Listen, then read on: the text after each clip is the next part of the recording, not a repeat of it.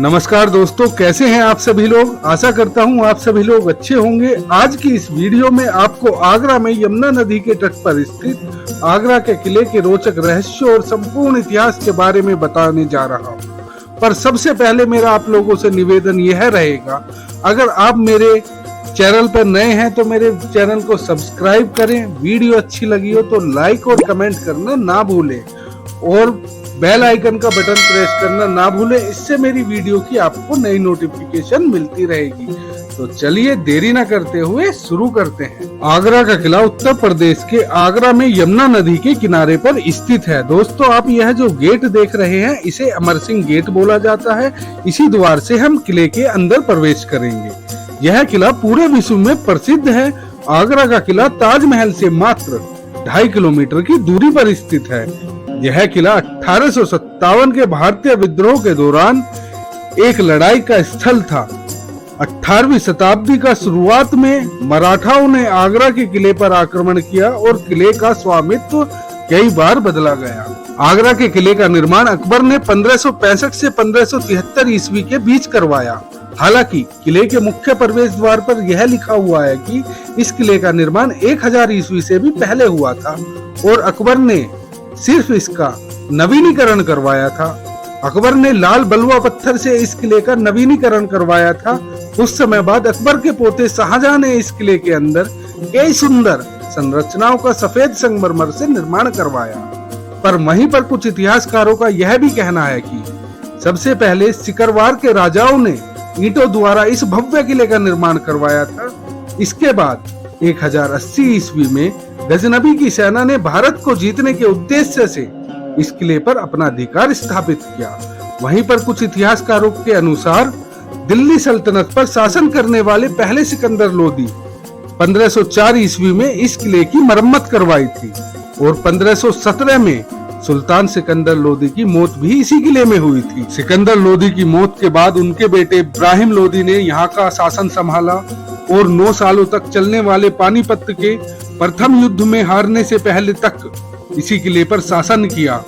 आगरा का किला इसलिए भी खास है क्योंकि यहाँ पर बाबर, हुमायूं, अकबर, जहांगीर जैसे मुगल शासकों ने शासन किया था। वास्तुकला की दृष्टि से यह भव्य किला लगभग 3 किलोमीटर के क्षेत्रफल में फैला हुआ है और 70 फीट की लंबी दीवारों से चारों तरफ से घिरा भी हुआ है। इस किले को लाल किले भी कहा जाता है क्योंकि इसकी बनावट काफी हद तक दिल्ली के लाल किले से मिलती जुलती है। किले का आकार अर्धचंद्राकार है। किले में प्रवेश करने के लिए 4 द्वार है, जो 4 द्वार इस तरह स्थित हैं। सबसे पहले हम बात करेंगे खिजरी गेट की। खिजरी गेट को जल द्वार भी कहा जाता है। यह द्वार यमुना नदी के सामने बना हुआ है। अब हम बात करेंगे अमर सिंह गेट की। अमर सिंह गेट को अकबर दरवाजे के नाम से भी जाना जाता था, लेकिन शाहजहां ने इसका नाम बदलकर अमर सिंह गेट रख दिया था। अमर सिंह वह व्यक्ति था जिसने शाहजहां के सामने सलाबत खान को मार डाला, फिर उसके घोड़े के साथ कूदने की कोशिश भी की, लेकिन वह कूदने में असफल और विफल रहा क्योंकि कूदते समय घोड़ा मर गया और अमर सिंह को मौत के घाट उतार दिया गया। अमर सिंह की वीरता से प्रभावित होकर शाहजहां ने अकबर दरवाजे का नाम बदलकर अमर सिंह दरवाजा रख दिया। चलिए अब बात करते हैं दिल्ली गेट की। अकबर ने 1568 और 1569 के बीच में इस गेट का निर्माण करवाया था। दिल्ली गेट किले के पश्चिमी दिशा में स्थित है। अकबर के समय में यह मुख्य प्रवेश द्वार हुआ करता था, इसलिए सुरक्षा के उद्देश्य से खाई को पार करने के लिए एक पुल भी बनवाया गया था। आक्रमणों को रोकने के लिए इस प्रवेश द्वार पर नोकीले मोड़ भी थे। चलिए अब बात करते हैं गजनी दरवाजे की। आगरा के किले के एक कमरे में लकड़ी का विशाल दरवाजा रखा हुआ है। आप वीडियो में देख भी पा रहे होंगे। इस दरवाजे की नक्काशी बेहद आकर्षक है। इस दरवाजे के बारे में कहा जाता है कि यह वही दरवाजा है जिसे मोहम्मद गजनबी गुजरात के सोमनाथ मंदिर को लूटते समय वहां से उखाड़कर लेकर आ गया था। इस दरवाजे का प्रसिद्ध नाम सोमनाथ मंदिर दरवाजा भी है। चलिए अब जानते हैं किले के अंदर बनी इमारतों के बारे में।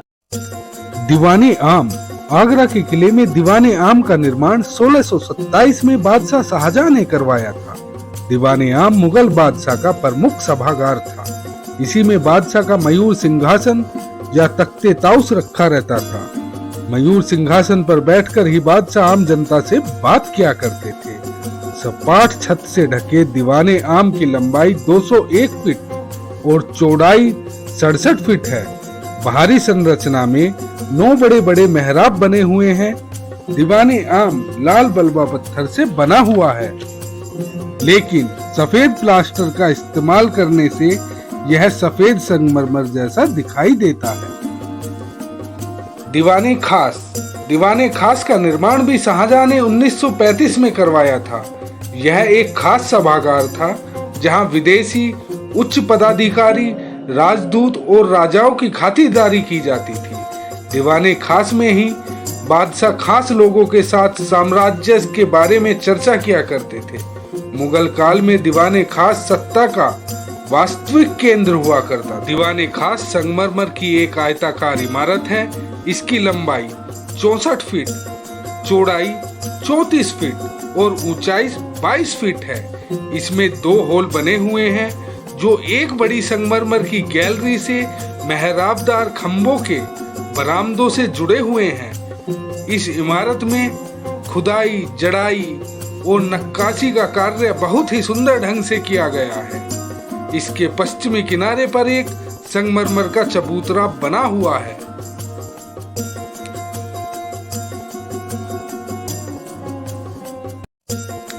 नगीना मस्जिद, चलिए बात करते हैं नगीना मस्जिद। दीवाने आम के उत्तर पश्चिम में नगीना मस्जिद स्थित है। इस मस्जिद का निर्माण शाहजहां ने 1635 से 1636 के बीच करवाया था। इस मस्जिद का निर्माण सफेद संगमरमर से किया गया है। आप वीडियो में देख भी पा रहे होंगे। शाहजहां ने इस मस्जिद का निर्माण शाही इबादतगाह के रूप में करवाया था। इस मस्जिद में महिलाओं के लिए भी नमाज पढ़ने के लिए अलग से इंतजाम किए गए थे। कहा जाता है कि यह मस्जिद खूबसूरती में ताजमहल से भी शानदार है।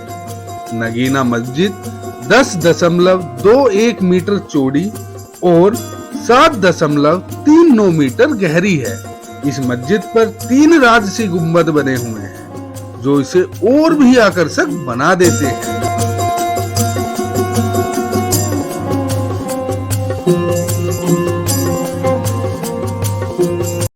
तो दोस्तों, अभी तक जितनी मैंने आपको इमारतें दिखाई हैं वो सब शाहजहां द्वारा बनवाई गई थी। उन्हीं में से एक खास इमारत है खास महल, जो कि खास महल के नाम से जानी जाती है। तो हम उसी के बारे में चर्चा करेंगे। खास महल का निर्माण शाहजहां ने 1631 से 1640 के बीच करवाया था। इस महल को आरामगाह-ए-मुकद्दर के नाम से भी जाना जाता था। इस महल को बनाने में संगमरमर का प्रयोग किया गया है। यह महल इस्लामिक और पर्शियन विशेषताओं का उत्कृष्ट उदाहरण है। खास महल सुंदर अष्टभुजीय स्तंभ वाले खुले मंडप के साथ बना हुआ है।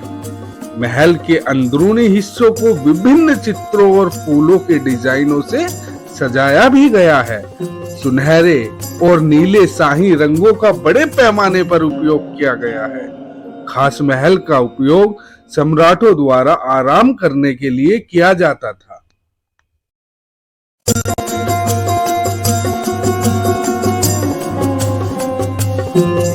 तो दोस्तों, अभी हमने बात करी थी शाहजहां के कार्यकाल में बनी हुई इमारतों के बारे में। अब हम बात करेंगे अकबर के कार्यकाल की बनी हुई इमारतों के बारे में। सबसे पहले हम बात करेंगे बंगाली महल की। बंगाली महल को अकबरी महल के नाम से भी जाना जाता था। इस महल का निर्माण अकबर ने 1565 से 1569 ईस्वी के बीच कराया था। बंगाली महल एक विशाल महल था जिसका वर्तमान में मात्र एक छोटा सा दक्षिणी हिस्सा ही शेष बचा है। इस महल के मध्य में एक आंगन है जिसके चारों ओर आवासीय भवन बने हुए हैं। बंगाली महल में छोटे छोटे कई अन्य भाग जैसे प्रसाधन कक्ष, दासियों के कक्ष और कुएं सहित एक बड़ी बावली भी है। अंग्रेजों के शासनकाल में इस महल को कारागार की तरह प्रयोग किया गया था। यह महल पूर्णतः लाल बलुआ पत्थर का बना हुआ है और इसकी संरचना समतल पद्धति पर हुई है। महल में पत्थर की नक्काशियों के साथ साथ चीनीकारी और चूने का अलंकरण भी किया गया है। इस महल में ही अकबर का हरम भी स्थित था। जहांगीर महल, चलिए अब जानते हैं जहांगीर महल के बारे में। इस महल में प्रवेश करने से पहले ही जहांगीर हौज स्थित है। इस हौज का प्रयोग स्नान के लिए किया जाता था। 5 फीट ऊंचे इस हौज का व्यास 8 फीट और परिधि 25 फीट है। इसमें सीढ़ियों का निर्माण भी किया गया है। इस हौज को हौज-ए जहांगीरी के नाम से भी जाना जाता है। यह हौज सबसे पहले 1844 ईस्वी में अकबर के महल के पास मिला था, जहां से उठाकर इसे दीवाने आम के सामने रख दिया गया। बाद में 1862 ईस्वी में इसे कंपनी बाग में भी ले जाया गया, जहां इसे बहुत ज्यादा नुकसान पहुंचा था। कुछ समय बाद फिर से इसे सर जॉन मार्शल ने दोबारा किले में रखवा दिया। इसी हौज के कारण इस महल को जहांगीरी महल कहा जाता है, जबकि हकीकत यह है कि अकबर के बंगाली महल का ही यह एक हिस्सा है। जहांगीरी महल आगरा किले में बनी एक महत्वपूर्ण इमारत है। ग्वालियर के राजा मानसिंह के महल की नकल पर बादशाह अकबर ने इस महल का निर्माण करवाया था। जहांगीरी महल किले का सबसे बड़ा आवासीय भवन है। इस महल में हिंदू और एशियाई वास्तुकला का बेहतरीन मिश्रण देखने को मिलता है। यह महल पत्थरों से बना हुआ है। जहांगीरी महल का निर्माण अकबर ने महिलाओं के लिए करवाया था। यह महल 249 फुट लंबा और 260 फुट चौड़ा है। महल के चारों कोनों पर 4 बड़ी छतरियां हैं और महल का प्रवेश द्वार मेहराबदार है। इसके केंद्र में 17 फुट का आयताकार आंगन भी बना हुआ है। हिंदू शैली में बने इस महल में संगमरमर का बहुत कम प्रयोग किया गया है।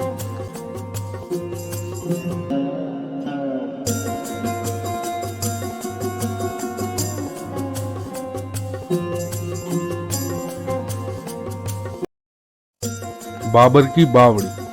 बाबर ने अपनी आत्मकथा में लिखा है कि उसने आगरा के किले में एक पत्थर की बावड़ी बनवाई।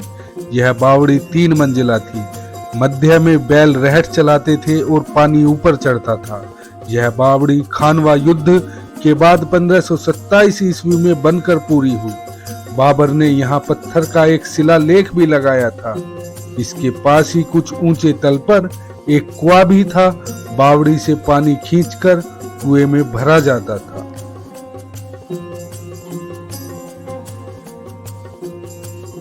तो दोस्तों, ये थी आगरा किला और उसमें बनी इमारतों की संपूर्ण जानकारी। आशा करता हूं आपको वीडियो अच्छी लगी होगी। आपसे निवेदन है, वीडियो को लाइक और कमेंट करना ना भूलें और प्लीज चैनल को सब्सक्राइब जरूर करें। तो मिलते हैं नई वीडियो के साथ, तब तक के लिए bye bye and take care.